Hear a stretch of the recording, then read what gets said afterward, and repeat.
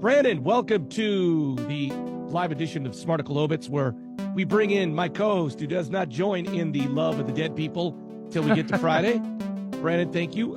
Tell the good folks about our show on the mothership, the Smarticle podcast, before we get going. Well, first, I'd like to thank all those Obit listeners out there because it's been incredible growth on this Obits channel, so it's really cool.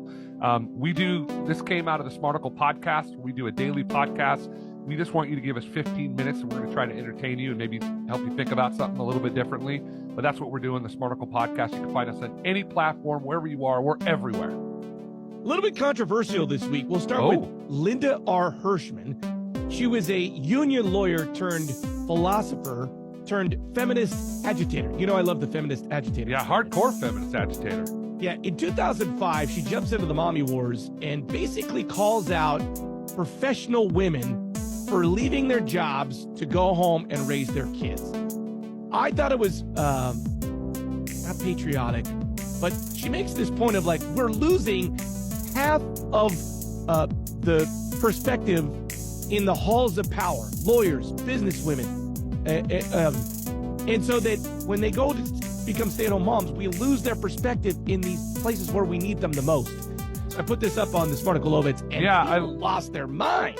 Did they? I didn't. Oh my gosh! I'm so glad my mom stayed home with me. I can't believe this woman called out working moms. It was like really controversial. You know what? I see both sides of this. I think that if this was all men saying I'm going to leave my CEO job to stay home with my kids, people are like, hey, good for you. You know why? Because not that many men do it.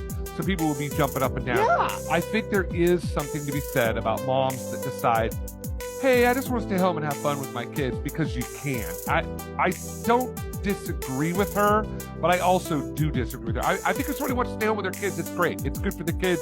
But that misogyny, that 1950s housewife thing, that's what scares me. Do I believe everything that Black Lives Matter stands for? Do I believe everything? No, of course not. Climate change people? No, I don't. But we do need those people pushing the envelope, and I do believe we needed Linda Hirschman to call out these really intelligent, awesome women to say, hey, man, you don't have to leave your job. You can do it. And I thought it was a valiant point that she was making. I don't necessarily agree with all of it. I'm going to play this devil's advocate a little bit because I do think that women have to work twice as hard as men. Oh, absolutely. The same thing, and that they're held to a different standard. So for them to say, oh, I'm going to stay home, there's also courage in that. That's all I'm going to say. Yeah, no, absolutely. And there was no right or wrong answer. Just she was awesome. All right, since we're staying with women, Mary Trump Berry passed away. She was the older sister of Donald. I don't know his middle name. Donald J. Trump, dude. Donald John Trump. So listen, this story could not get more Trumpian. Just could not get more Trumpy. She was a stay-at-home mom who goes back to law school after raising her kids after 13 years. She becomes a federal lawyer. She gets appointed a federal judge in the Reagan administration. Now, that gets a little nefarious because if you paid attention to the Trump world, there's this guy named Roy Cohn. Yeah. He's like the fix-it person for Donald Trump's whole life. Well, there's rumors that he got Mary Trump this judge job in the Reagan administration. Look, bro, I mean, I don't know anything from Adam, but she would not be the first, nor would she be the last person to get a leg up. I mean, he got a leg up. Lots of people get a help from people.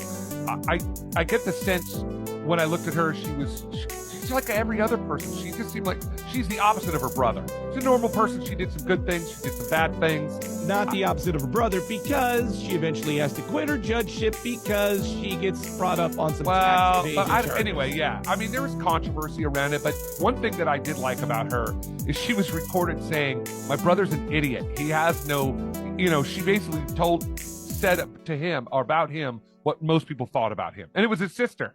You're moving too forward. She mostly defended her brother Donald for most of his life.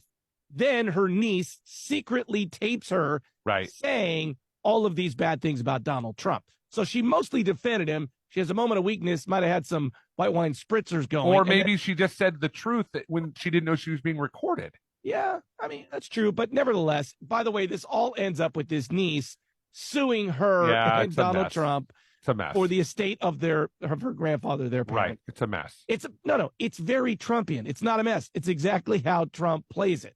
Right. All right. Moving on. Tinker Tailor Soldier Spy.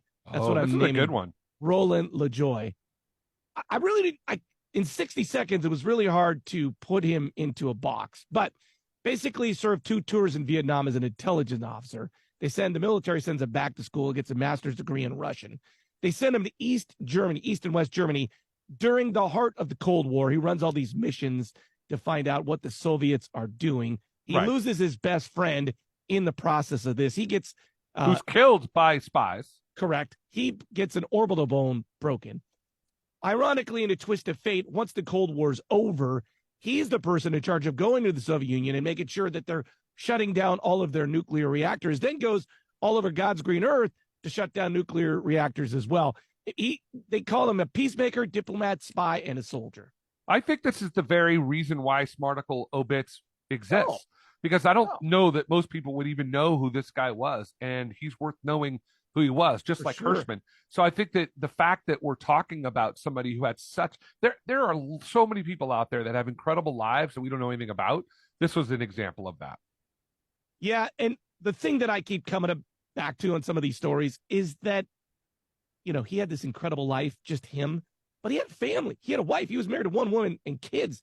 Like, while he's up across the border in Eastern Germany, his wife's on the other side. He served his country. He went to nuclear reactors to shut them down. And we don't know that he was, he might have been the greatest husband and father in the world. He might have been the worst husband. We don't know. But the point is, he was definitely a patriot. He served this country, and he served it in a difficult time. So he's worth being remembered.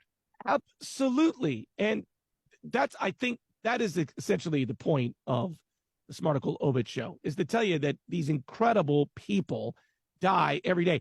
And if we didn't start this show, literally they would just go to the radar and I would never have heard about them. But to me, they've left this imprint on me.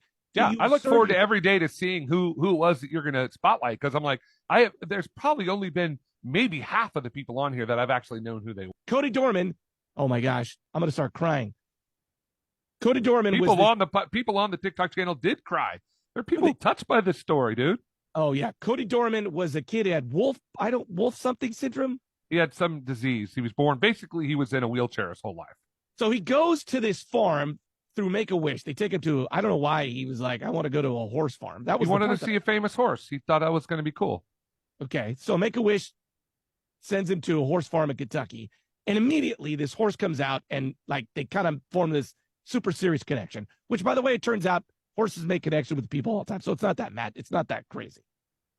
Well, right. But I mean, the thing about this story that's so amazing is this went on to become a champion horse, and Cody was there every time he won. It was a magical relationship. I mean, look, bottom line is, if this kid wasn't in a wheelchair and hadn't formed this connection with this horse, we probably wouldn't be talking about it. But it's the fact that magic can happen. I mean, this kid's life was transformed by meeting this racehorse. And I think that you've got to imagine that the people that were around him, all the trainers, there's millions of people involved in racing these multi-million-dollar horses.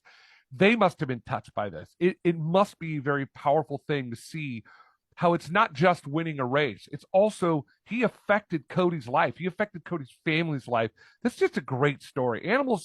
The love of animals can be very powerful, and the love of humans towards animal can be powerful. I loved this story. I thought it was fantastic. Yeah, it becomes a famous racehorse. The owners of the horse named the horse Cody's Wish. He wins the last race, and then Cody passes away. It's really an incredible story. Cody's Wish. Google that. You'll get this incredible story. All right, Brandon, once again, tell people where they can find us on the mothership. Well, they could find us at anywhere, but you can go to www.smarticlepodcast.com and you'll find the show. You can also find Smarticle Podcast on Spotify, on Apple Podcasts, wherever you get your podcasts, we're there. Follow, like, subscribe to the show. That really does help us. Brandon, thank you for not dying this week.